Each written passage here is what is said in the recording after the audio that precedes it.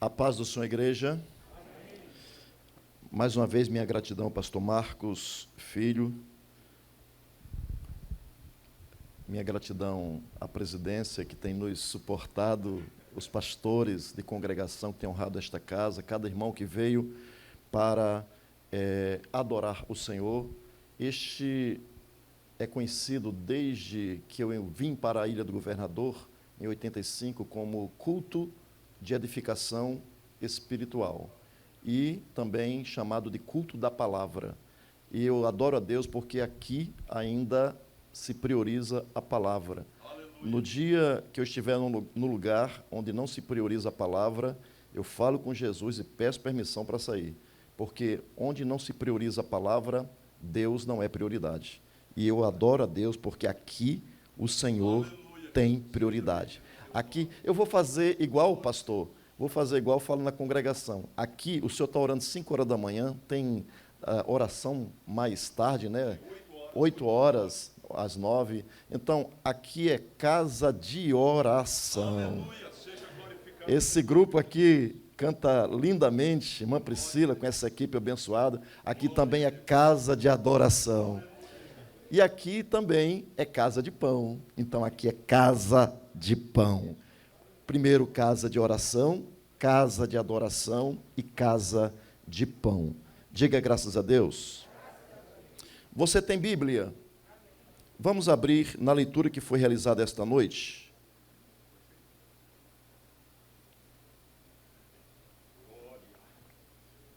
Quantos se lembram ainda? Segunda carta de Pedro, ou segunda epístola universal, geral, do apóstolo Pedro. Glória ao teu nome, Jesus. Bendito és tu, Jesus. Seja adorado, justificado, seja exaltado. Capítulo 1.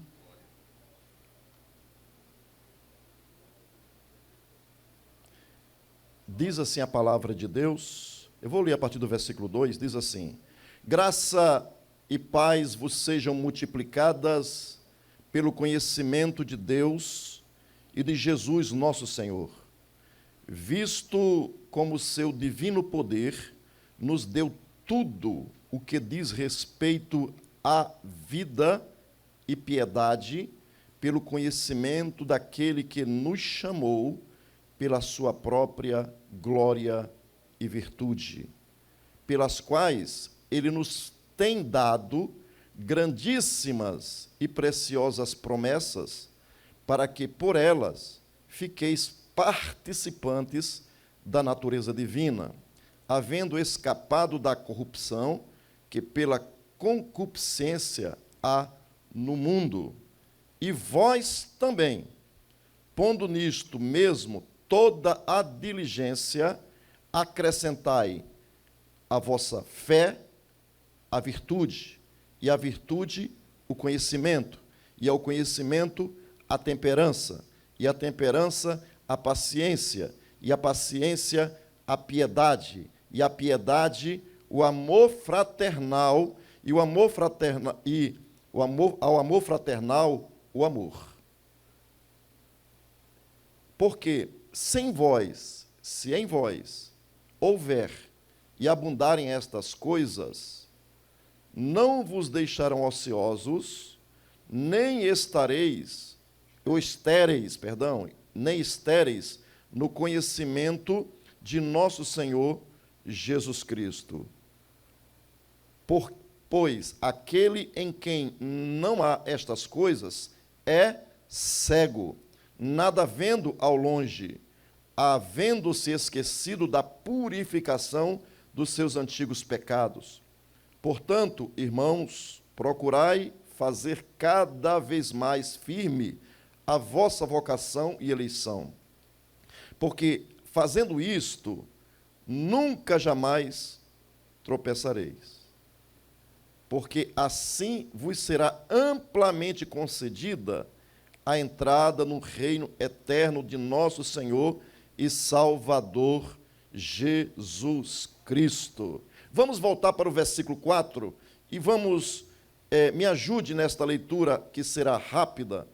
pelas quais Ele nos tem dado,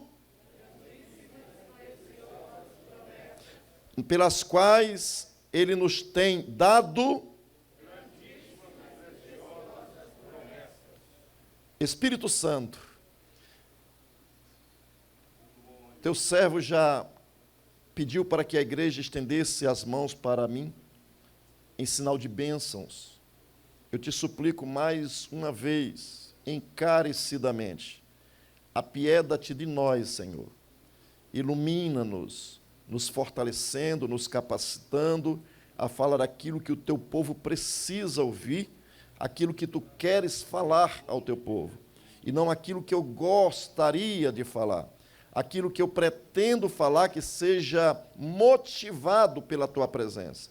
Ao meu irmão, minha irmã, essa pessoa que está em casa, que está no trabalho, que tem nos acompanhado através deste canal, essa plataforma digital, pelo YouTube, Senhor, alcança essa pessoa, toca nesta pessoa, que ela seja, Senhor, renovada, iluminada, fortalecida, para a glória do nome de Jesus. E que cada um diga, amém.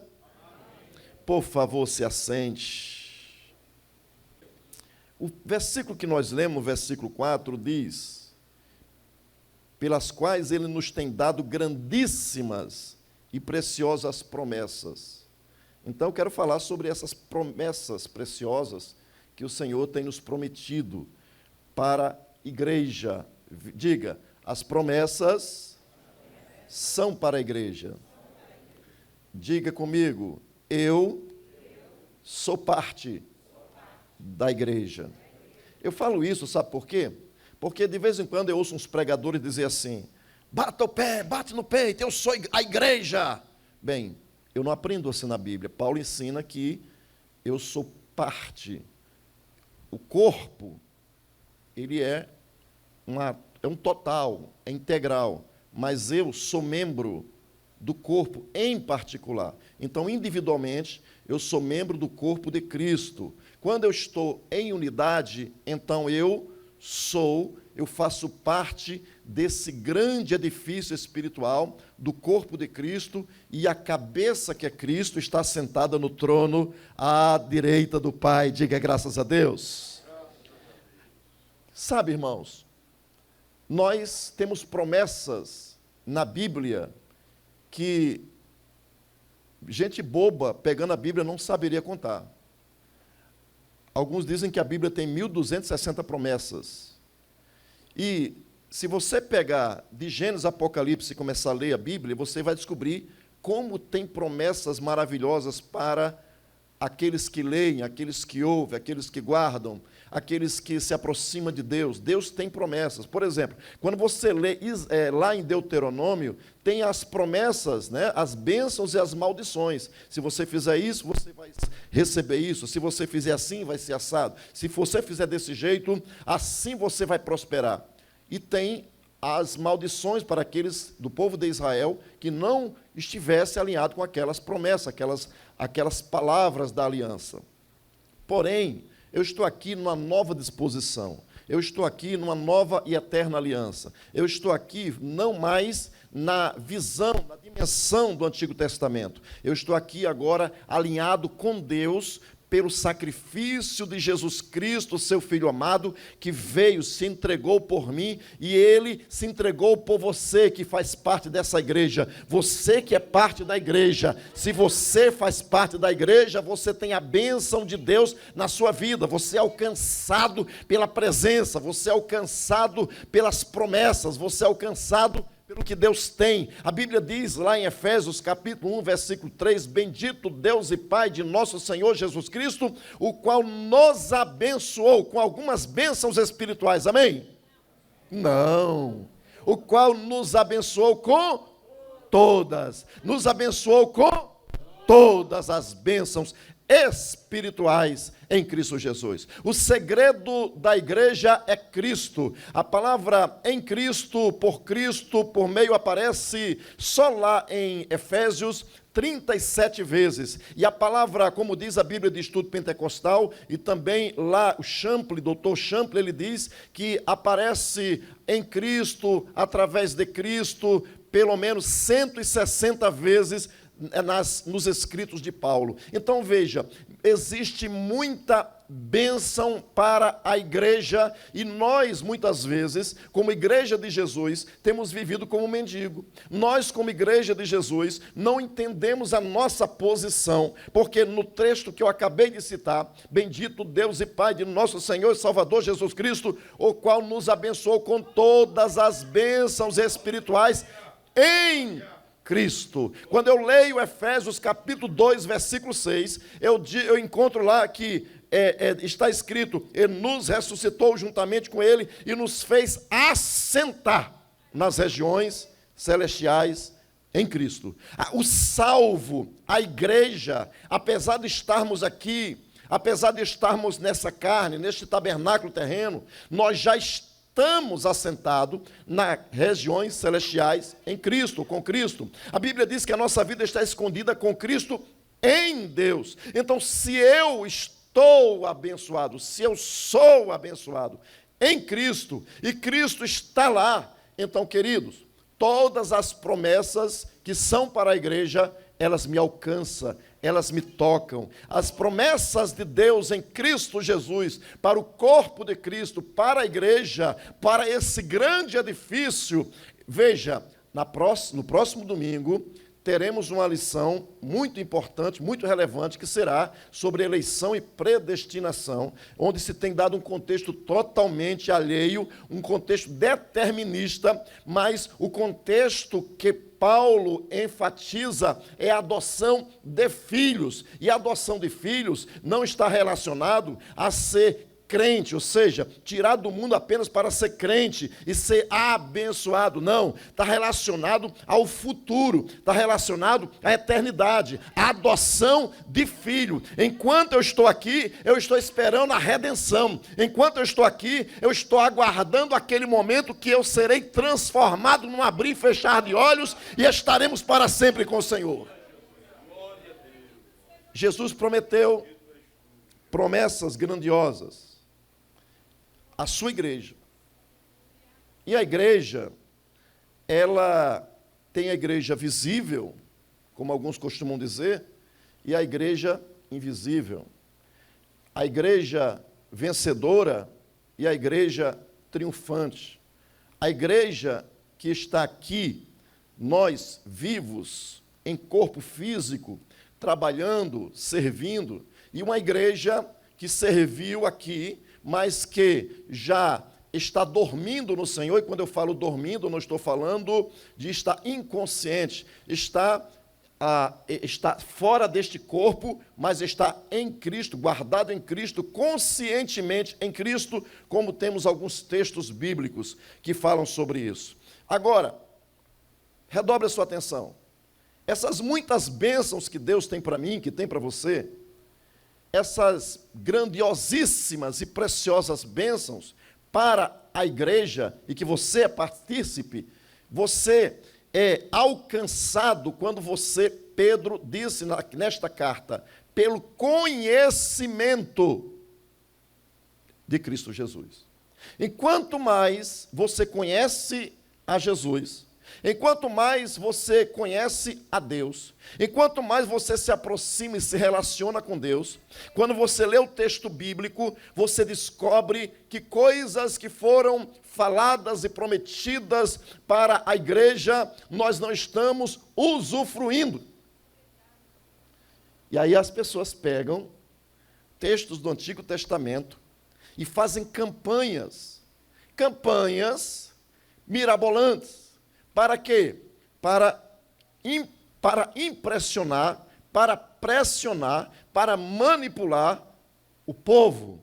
Mas o salvo em Cristo Jesus, o obreiro, o pastor que tem temor a Deus, ele não manipula, ele não precisa disso, porque se a igreja sabe a sua posição em Cristo, se a igreja sabe sua posição, quem somos em Cristo, amamos a Cristo e dependemos de Cristo, o Espírito Santo, ele fala no nosso interior, o Espírito Santo conversa conosco, diz quanto há de necessidade na casa de oração, na casa de adoração, na casa de pão, e nós abrimos o nosso coração em adoração, para servir com as nossas posses. Nós não precisamos ser manipulados, porque temos o entendimento de Cristo. Nós não precisamos ser manipulados para contribuirmos, porque o nosso coração está inteiro na presença do Senhor. O Espírito que habita em mim, Ele sabe a necessidade da casa de oração, da casa de adoração, da casa de pão, do sustento daqueles que servem ao Senhor neste lugar. Então veja, quem tem o temor a Deus, ele busca o Senhor, ele ama o Senhor e Deus se revela para ele. Aleluia. Quantos precisam da revelação? Então busque o conhecimento de Deus em Cristo Jesus, ou conhecimento de Cristo. Veja, a Bíblia, eu tenho aprendido que a Bíblia é cristocêntrica. Quantos já ouviram essa expressão? A Bíblia é cristocêntrica. De Gênesis a Apocalipse aponta para Jesus. Quando eu leio Gênesis capítulo 1, e no princípio era o verbo, e o verbo estava com Deus, e o verbo era Deus. A Bíblia diz lá no princípio que Deus criou todas as coisas pela palavra. Quando eu vou para o capítulo 2, eu vejo a palavra de Deus que andava pela viração do dia, ou seja, no capítulo 3, no capítulo 2 a palavra está criando o homem, no capítulo 3 eu encontro a palavra andando, caminhando, os passos da palavra na viração do dia. Agora no capítulo 3, versículo 15, ele é a semente da mulher, o esmagador da cabeça da serpente. Então em todos os livros da Bíblia nós encontramos uma revelação central que é Jesus, o Cristo. Se em cada livro da Bíblia Jesus, ele aparece, a Bíblia é cristocêntrica, a igreja também é cristocêntrica. A igreja vive por causa de Cristo. A igreja só tem vida por causa de Cristo. A igreja só existe e caminha neste mundo por causa de Cristo. A igreja tem a esperança da glória porque tem Cristo em si. Porque nós servimos a Cristo, pensamos em Cristo, bebemos de Cristo, alimentamos de Cristo, o Cordeiro de Deus que tira o pecado do mundo. Então, há promessas para mim e para você. Só que tem uma coisa. Existem pessoas que estão dentro dessas comunidades de fé que não fazem parte da igreja. Existem muitos ajuntamentos onde pessoas que dizem nominalmente, eu sou de Jesus, mas a prática não andam dignamente como alguém que é de Jesus. E se eu digo que sou de Cristo e não ando como é digno um cidadão do reino de Deus, como disse Pedro na sua carta, portanto, meus irmãos, procurai fazer cada vez mais firme a vossa vocação e eleição, porque fazendo isso nunca jamais tropeçareis. Então, as pessoas por não conhecer o amor de Deus, as pessoas por não dependerem do Espírito Santo, não são guiados pelo Espírito Santo. Se não são guiadas pelo Espírito Santo, a Bíblia diz que não são filhos de Deus, porque somente aqueles que são guiados pelo Espírito de Deus são filhos de Deus. E eu não entrei em nenhuma promessa ainda. Agora preste atenção, vou contar algo aqui bem rápido para vocês. Um grupo de cientistas se reuniram para fazer uma experiência com macacos. Pegaram uma jaula, naquela jaula colocaram 5 macacos. E naqueles 5 macacos, fizeram uma escadinha e no topo da escada colocaram um cacho de banana. Aquele cacho de banana despertava o interesse dos macacos, porque o macaco gosta de banana. Era uma briga entre os macacos para ser o primeiro e pegar as bananas, aquele cacho. Só que quando eles iam subindo, quando ia tocar, eles tomavam choque. Tomavam choque e descia. O outro que não tinha tomado choque queria ir, toda vez que chegava lá pegar nas bananas, tomavam choque. E todos eles experimentaram, de maneira que, quando eles começavam a subir, todos eles agora começaram a experimentar choque, tomava choque, e vinha água sobre eles. Tiraram o macaco, colocaram o mais novo. Quando o macaco mais novo chegou, que viu começou a subir, os outros macacos começaram a bater na cabeça dele. Aí tiraram o outro e botou um macaco mais novo, que não conhecia aquela experiência ainda. E assim trocaram, fizeram rodízio dos macacos. E o macaco novo, quando chegava, quando ele ia subir, Nenhum daqueles que estavam ali tinha tomado choque ou tinha tomado banho de água fria. Mas por causa dos outros, eles baterem na cabeça deles, eles não queriam subir mais para pegar o cacho de banana, ainda que fosse um galardão para aquela pessoa, para aqueles macacos que estavam ali. Sabe, irmãos, nós temos vivido assim. O inimigo vem e tenta nos tirar o galardão.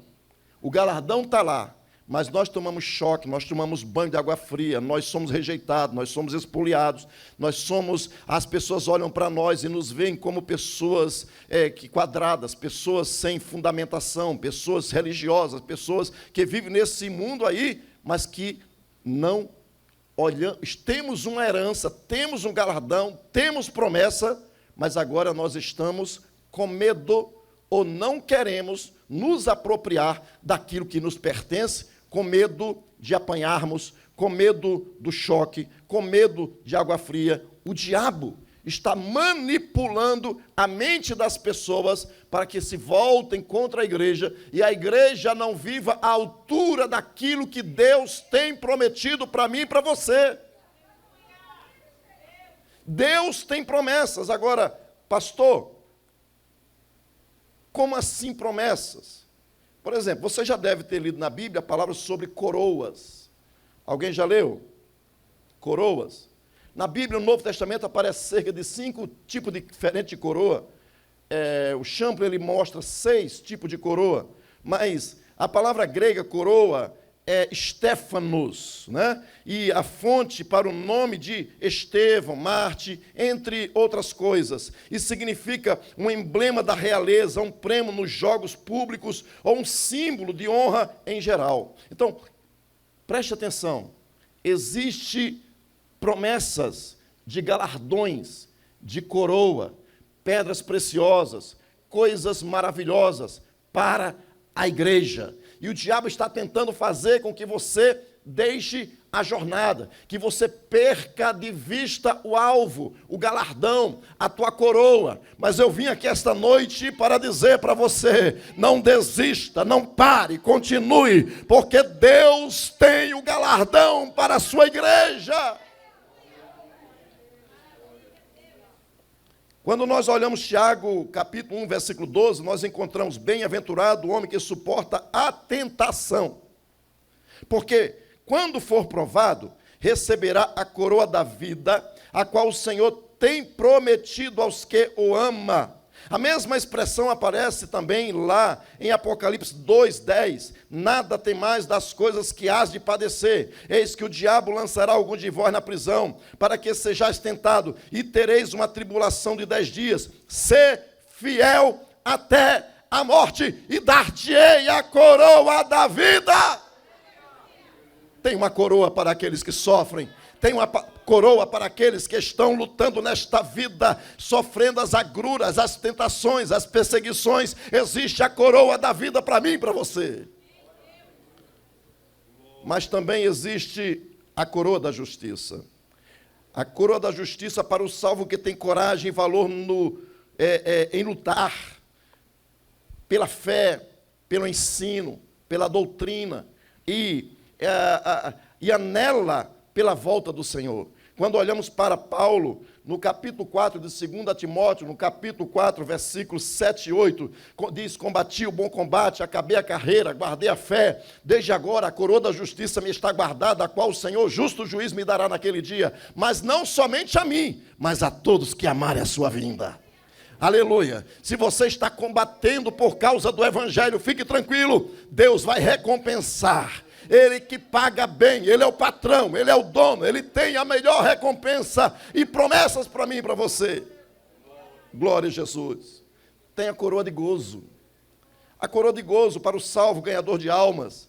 Hoje em dia a igreja está perdendo a visão de ganhar almas. As pessoas não querem mais ir para os ônibus porque são chamados de louco. As pessoas não querem mais para a praça. As pessoas têm vergonha de falar para o colega no trabalho. As pessoas ficam agora preocupadas. Os cristãos preocupados o que vão dizer de mim quando descobrirem que eu sou crente.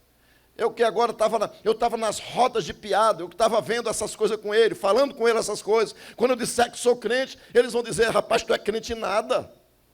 O que vão pensar de mim? Isso são, baseado nessa alegoria da experiência dos macacos, é exatamente isso que as pessoas querem fazer. Querem te bater, te dar choque, para que você não cumpra o teu propósito, o propósito de Deus para a tua vida. Então, quando você persevera, quando você, como diz 1 Tessalonicenses, capítulo 2, versículo 19, que diz assim: porque qual é a vossa esperança, ou gozo, ou coroa, ou glória? Porventura não sois vós, também diante de nosso Senhor Jesus Cristo em sua vinda? Pois é exatamente a esperança, a alegria ou coroa em que exultamos na presença de nosso Senhor Jesus Cristo em sua vinda, sois vós. É isso que Paulo está dizendo. A pessoa que eu ganhei, que eu discipulei, essa pessoa, ela vai na eternidade me trazer uma coroa de glória, porque assim como existia um general que ele lutava em batalha, quando ele voltava vitorioso, ele ia com sacrifícios e grinaldas, e ele era colocado uma coroa de louro na cabeça dele, ele recebia o prêmio diante de todo reconhecimento de todo mundo. Assim também vai acontecer contigo, que ganha alma, que discipula, que se responsabiliza em anunciar, em divulgar, em plantar, em cuidar. Deus tem uma coroa de alegria, de gozo para você. Tem a coroa de glória, como diz Pedro na sua carta, primeira carta de Pedro, capítulo 5, versículo 4. Ora, logo que o Supremo Pastor se manifestar, recebereis a inacessível coroa de glória. E essa coroa é exatamente como aconteceu com Estevão.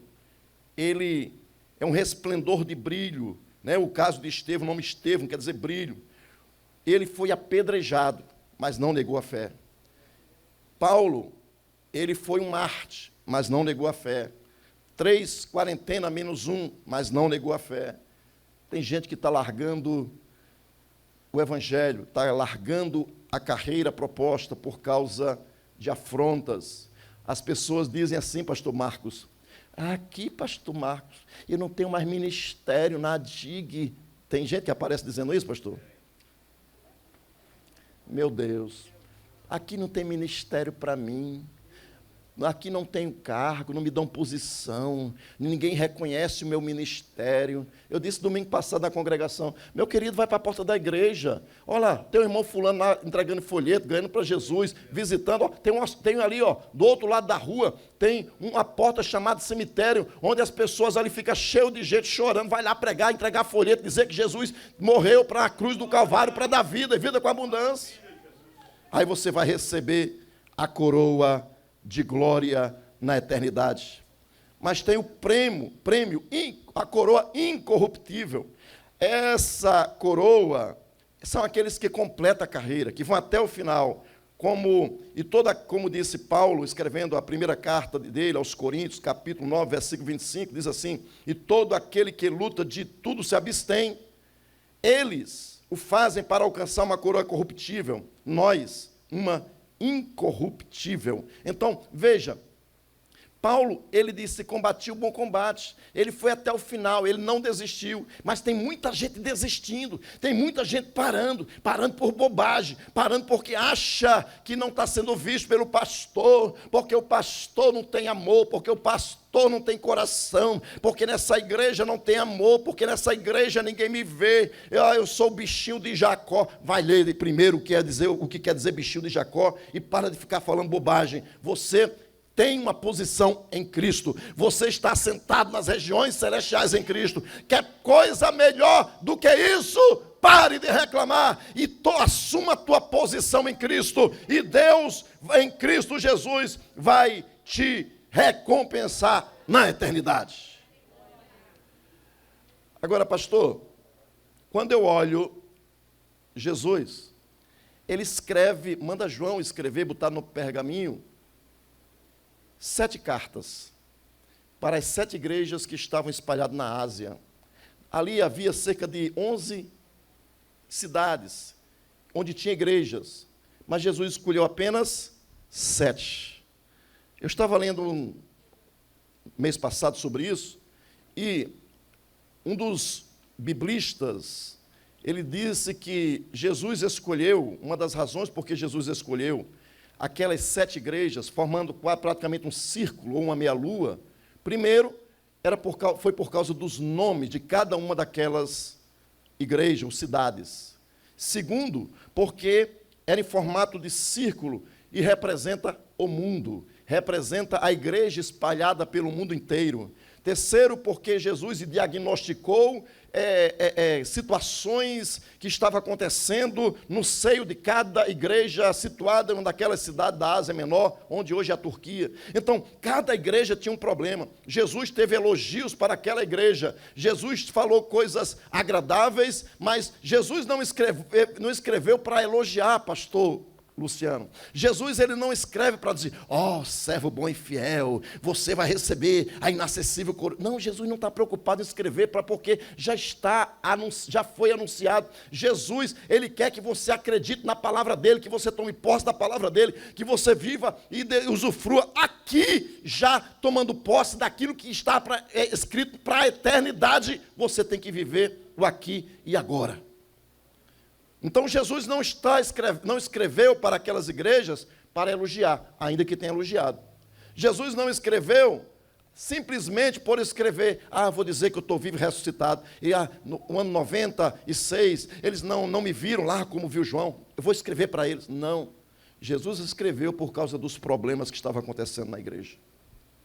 Jesus, ele, quando escreve, ou ele manda uma mensagem para você, é porque a vida não está boa, a vida está errada, o carro saiu dos trilhos, e ele escreve para que o carro volte para os trilhos. Quando Jesus escreve a carta aos Efésios, ele fala sobre Efésios algumas coisas. Por exemplo, a palavra Éfeso quer dizer permitida. A igreja que tinha um amor que era permissivo, as coisas estavam acontecendo na igreja, uma igreja tolerante, uma igreja que tolera tudo, é uma igreja que abraçou o relativismo e que vivia simplesmente, estava acontecendo as coisas na cidade, culto ao imperador, adoração a Artemis ou a Diana dos Efésios, e eles estavam lá no meio, como se nada tivesse acontecendo, sabe?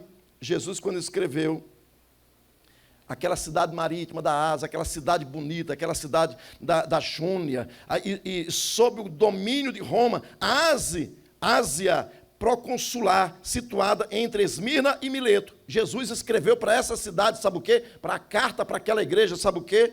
O vencedor se alimenta da árvore da vida. Olha o que ele diz aqui no versículo 7. Ao que vencer, lhe darei a comer da árvore da vida. Tem Bíblia aí? Vamos abrir Apocalipse, capítulo 2. Olha o que diz Apocalipse, capítulo 2. Irmãos, é muito sério. O que Jesus diz é muito sério. Nós devemos sempre prestar atenção ao que Jesus diz. Olha o que Jesus diz no capítulo 2, versículo 7. Quem tem ouvidos, ouça o que o Espírito diz às igrejas. Ao que vencer, dar-lhe-ei a comer da árvore da vida que está no meio do paraíso de Deus. O que é que Jesus está dizendo aqui? Vocês estão sendo tentados a comer do sacrifício, vocês estão sendo coagidos a adorar o imperador, vocês estão sendo coagidos e atentados a viver relativamente. Sofra a tentação, passe por isso, não ceda, viva dignamente aqui, porque assim como lá no Éden, Adão sofreu a tentação, Eva sofreu a tentação, desejando, tendo apetite e querendo ser como Deus, conhecendo o bem e o mal, e cedeu. Jesus está dizendo para aquela igreja de Éfeso, não cedas, não cedas. Se você ceder, você vai morrer, assim como morreu Adão, Eva, e foram expulsos do paraíso. Mas tem uma coisa, se você perseverar. Ao que vencer, vai se alimentar da árvore da vida que está no paraíso de Deus. Deus tem uma promessa de você se alimentar da árvore da vida, ou seja, Deus vai compartilhar com você a eternidade dele. Você nunca mais vai sofrer enfermidades. Você agora vai viver para sempre, porque está em Cristo Jesus. Porque está em Cristo Jesus nesse mundo e não está voltando atrás. Você tem a promessa de viver se alimentando de Deus, da árvore da vida, eternamente você viverá. Não vai envelhecer, você não passará por enfermidades. Por quê? Porque Jesus já tomou sobre si as nossas enfermidades, as nossas dores ele levou sobre si, pelas suas pisaduras, nós hoje fomos sarados. Tome posse. Agora, na eternidade, isso aqui que você está passando, você não vai sofrer mais. Você vai usufruir das benesses, dos galardões, da primazia do reino. É para a igreja. Diga glória a Deus. Então, nós temos a segunda igreja, a cidade de Mirra, ou Esmirna.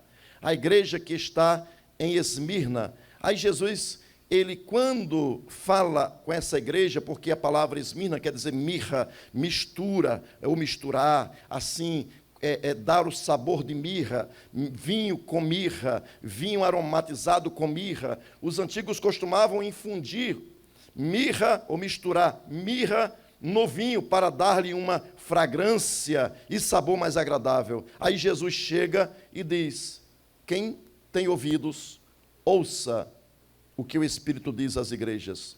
O que vencer não receberá o dano da segunda morte.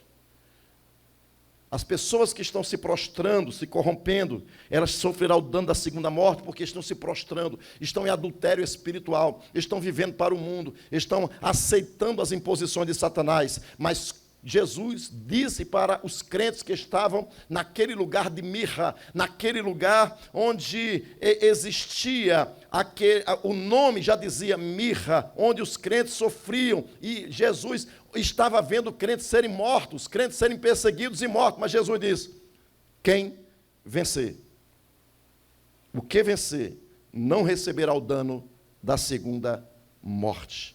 Quem está vivo, dê glória a Jesus. Quem espera se alimentar da vida eterna com Deus, Pedro citou isso na leitura que nós realizamos esta noite. Ele diz: para que vos torneis participantes da natureza divina. Ou seja, pelo conhecimento de Cristo, pelo conhecimento, pela aproximação e o conhecimento de Cristo, você experimenta a natureza divina. O vencedor não vai experimentar a segunda morte. Mas aí tem Pérgamo. Pérgamo, enquanto tinha uma sinagoga de Satanás, Pérgamo é onde está o trono de Satanás. E Jesus chega e diz: quem tem ouvidos, ouça o que o Espírito diz às igrejas. Ao que vencer, lhe darei a comer do maná escondido, e dar-lhe-ei uma pedra branca, e na pedra um novo nome escrito, qual ninguém conhece, senão aquele que o recebe. Pérgamo, ela era na Ásia Menor, a sede da dinastia de Átalos e Eumenes, famosos por seu templo, e Esculápio, ou seja, o símbolo da medicina hoje, aquela serpente, ali era o deus Esculápio. E havia um culto ali. Havia também os pergaminhos, que era feito de peles. O rio Selênios corre através dela, né? E Célios passa por ela. Era a cidade natal do médico Galen, e tinha uma grande biblioteca real. Tinha uma igreja cristã no meio desses cultos, desses paganismos. Havia uma sinagoga de Satanás, e os crentes não deveriam participar da sinagoga de Satanás. E aquele que vencesse, ele comeria do maná que está escondido. Sabe, irmãos, maná no deserto, alimento no deserto, foi o que Deus proveu para o povo de Israel. O Senhor Jesus está dizendo, olha, não tem aquele maná que está dentro da arca, não tem um maná que eles comeram, o maná que está escondido dentro da arca. O Senhor está dizendo isso, eu vou dar do maná que está escondido. Ele está fazendo uma representação, uma analogia, o maná que está dentro da arca para o maná que está dentro da arca, simbolizando a presença de Deus, o lugar da presença de Deus, o lugar onde Deus se manifesta.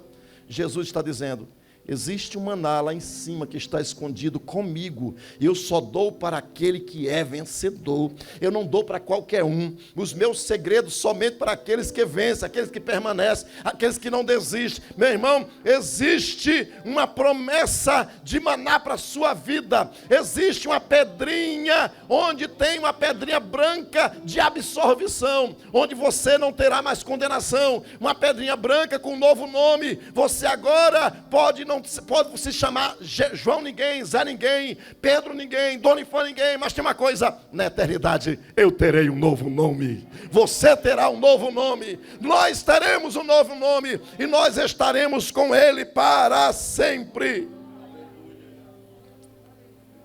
Aleluia.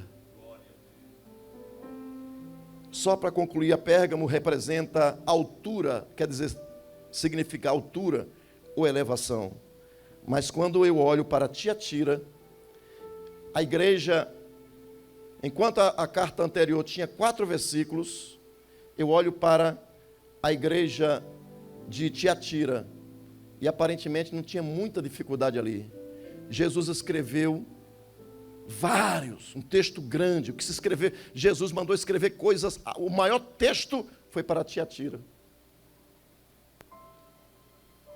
Era lá que estava Jezabel, a mulher que se diz profetiza, aquela mulher Sambate, que tinha um culto místico, ela profetizava na cidade, as pessoas iam de longe, lá não tinha obrigação de culto ao imperador, os deuses, vamos dizer assim, o patrono da cidade, o deus que era adorado lá, era um ser mitológico, olímpico, montado num cavalo, um guerreiro. Mas quando Jesus fala, ele fala de Sambate, aquela mulher que profetizava, onde tinha ali as guildas, as associações, onde tinha as pessoas pegavam os pergaminhos, peles, e moldava, trabalhava, tinha uma planta ali que dava cor às peles. O que é que Jesus faz? Aquela mulher estava seduzindo os crentes a se associarem, e se associando ali, tinha coisa sacrificada aos ídolos, tinha fornicação, e tinha também o adultério espiritual. E Jesus está dizendo, olha, não, vocês estão tolerando Jezabel, mulher que se diz profetiza, ela engana, ela está enganando os meus servos, mas eu vou colocar ela no leito, e os seus filhos ficarão enfermos. Veja, Jesus diz, Jesus não diz que vai botar ela, vai matar ela, mas diz que ela botará ela no leito. Ou seja, enquanto essa igreja existir, ela vai estar no leito. O tipo de igreja que não prospera, o tipo de igreja que tem engano, o tipo de igreja é o tipo de Tiatira, onde tolera manipulações, enganos, falsos profetas, é onde surgem. Agora, pastor, pasme você, essa igreja, a de Tiatira, Jesus fala de vinda, Jesus fala da vinda dele, são as 4 igrejas que vão permanecer no final dos tempos, Tiatira, Sardes, Filadélfia e Laodiceia, que é a igreja que esperará o Senhor, será a igreja do arrebatamento. Não é vinda dele em glória, mas o arrebatamento. Nós precisamos estar alertas, porque Tiatira é um tipo de igreja, é uma identidade que está atuando no nosso contexto, e nós precisamos botar para fora, não aceitar negócio com o mundo. Nós não podemos aceitar. Alguns chegaram a dizer que Tiatira representa Babilônia, representa a igreja católica. Eu não sei, eu não quero fazer juízo de causa, mas representa um tipo de igreja que está atuando ainda hoje, e você deve fugir desse tipo de igreja. Nós temos ainda, já que ela quer dizer odor, né, de aflição. Mas tem Sardes. Para Sardes, Jesus diz assim: o que vencer será vestido de veste branca, e de maneira nenhuma riscarei o seu nome do livro da vida, e confessarei o seu nome diante de meu Pai e diante de seus anjos. Quem tem ouvidos, ouça o que o Espírito diz às igrejas. Sardes é no plural, de derivação incerta, como disse Strong, quer dizer vermelho, por causa da planta que se extraía a tintura para as peles, para coisas que era negociado. Veja, quando eu olho para Filadélfia, Filadélfia representa a igreja fiel. Filadélfia, o Senhor disse para Filadélfia: aquele que vencer, o ao que vencer, eu farei coluna no templo do meu Deus, e dele nunca sairá, e escreverei sobre ele o nome do meu Deus, e o nome da cidade do meu Deus, a nova Jerusalém que desce do meu Deus, e também o meu novo nome. Quem tem ouvidos, ouça o que o Espírito diz às igrejas. Agora preste atenção, no templo de Salomão tinha duas colunas, Joaquim e Boaz. Joaquim e Boaz eram duas colunas que ficavam uma de um lado e outra da entrada do templo. Aquela coluna era de bronze, representando o quê? Todos os dias os levitas tinham que dar polimento, pedra de polir. Todos os dias os levitas tinham que ir ali e polir. Para quê? Para que quando os visitantes, os adorantes, viessem subindo a Jerusalém de manhã cedo, o sol batia e batia naquelas colunas e começavam a brilhar o sol, refletir o sol. Jesus é o sol da justiça. Vou repetir, Jesus é o sol da justiça. Jesus brilha hoje através da sua vida, que você que é vencedor, você que é fiel, você que não desiste, você que persevera, você que está diante dele, tem uma porta aberta para você. E Filadélfia é a igreja do amor fraternal, mas é a igreja que deixou Jesus do lado de fora, é a igreja que não quer mais Jesus dentro dela. Será que você também está nessa posição de igreja Laodiceia, da igreja, enquanto nós encontramos Filadélfia, que é o amor fraternal, nós encontramos Laodiceia, que deixa Jesus do lado de fora. Quem somos nós? Laodiceia ou Filadélfia? Laodiceia quer dizer justiça do povo. Laodiceia é a igreja que é a comunidade que decide. Não é mais a autoridade pastoral, não é mais a autoridade de Jesus que reina na igreja, é a autoridade do povo. O povo se reúne e decide como deve ser. Mas Jesus, ele ainda está no trono. Jesus ainda tem o domínio. Jesus ainda tem o cetro. A igreja é dele. Devemos fazer como Paulo disse: combati o bom combate, acabei a carreira, guardei a fé. Desde agora a coroa da justiça me está guardada, a qual o Senhor justo juiz me dará naquele dia, não somente a mim, mas a todos que amarem a sua vinda. Quando eu leio no capítulo 1, versículo 3, Jesus disse: bem-aventurado aquele que lê, os que ouve, os que guarda as palavras que estão escritas, porque o tempo está próximo. Quando eu leio lá em Paulo escrevendo a sua carta em 1 Coríntios, capítulo 15, versículo 57, diz assim: mas graças a Deus que nos dá a vitória pelo Senhor, ou através do Senhor Jesus Cristo. Portanto, meus amados irmãos, sede firmes e constantes, sempre abundantes na obra do Senhor, sabendo que o vosso trabalho não é vão no Senhor. Não reclame, abrace a causa de Cristo, olhe para cima e você certamente verá que Ele tem prometido, como disse João escrevendo na sua carta, capítulo 3, ele diz assim: amados, agora somos filhos de Deus, e ainda não é manifesto o que havemos de ser, mas sabemos que quando Ele se manifestar, nós seremos semelhantes a Ele, porque assim como Ele é, nós o veremos. Existe uma promessa para você, você que Paulo disse para a igreja que somos mais do que vencedores. Mais do que vencedores, por que, Paulo? Porque que diremos estas coisas? Se Deus é por nós, quem será contra nós? Aquele que nem mesmo a seu próprio filho poupou, antes o entregou por todos nós, como nos não dará também com ele todas as coisas? Quem tentará acusação contra os escolhidos de Deus? É Deus quem os justifica. Quem os condenará? Quem é que condena os filhos de Deus? Pois é Cristo quem morreu, ou antes, quem ressuscitou dentre os mortos, o qual está à direita de Deus, e o que também intercede por nós. Quem nos separará do amor de Deus, de Cristo? A tribulação, ou a angústia, ou a perseguição, ou a fome, ou a nudez, ou o perigo, ou a espada? Quem nos separará? Como está escrito, por amor de ti, somos entregues à morte todo dia. Somos reputados como ovelha para o matadouro, mas em todas estas coisas somos mais do que vencedores por aquele que nos amou. Fique de pé.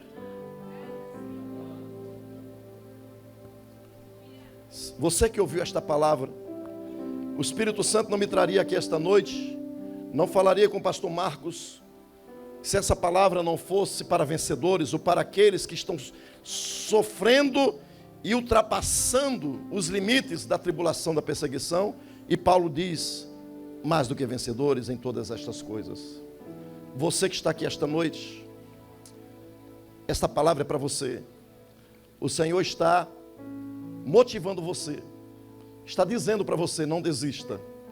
Existem promessas gloriosas para a sua igreja. Não desista. Existe algo escondido em Deus para mim e para você que pertencemos à igreja.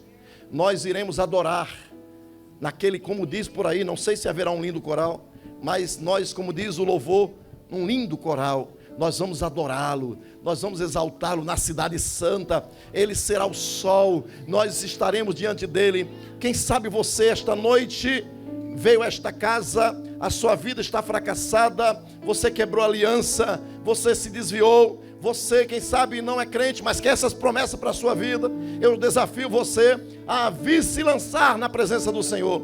Tome a cruz, volte para a caminhada.